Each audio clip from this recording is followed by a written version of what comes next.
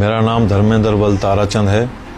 मैं न्यू चाली में अजनास का कारोबार करता हूँ। मेरी कंपनी G&D कम्युनिटीज़ के नाम से रजिस्टर्ड है। मैं मुल्क भर से अजनास लेन देन का कारोबार करता हूँ।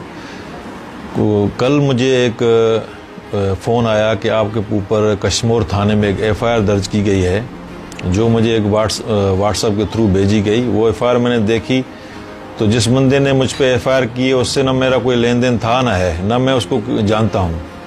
और एक कार्ड मुझे भेजा गया कि अभी ये जो FIR आप पे की गई है, आप इस बंदे से रब्ता करें और अपना मामला सुलटाएं। तो मैं ना उनको जानता हूँ, ना जिसने मुझ पे FIR की, ना मैं उनको जानता हूँ। तो मैं बड़ा खौफजदा हूँ कि अभी ये कश्मोर जाना पड़ेगा। कश्मोर के हालात सबके सामने हैं कि ये वहाँ जाऊँगा और अगवा हो जाऊँगा। मुझे एक खदशा है कि एक नए तरीके से मुझे वहाँ बुलाया जा रहा है, झूठी FIR करके, क्योंकि FIR की गई है, वहाँ पहुँचूँगा और अगवा हो जाऊँगा। तो आईजी साहब से मेरी गुजारिश है कि इस FIR की शफाफ इंक्वायरी की जाए और झूठी FIR को ख़त्म किया जाए।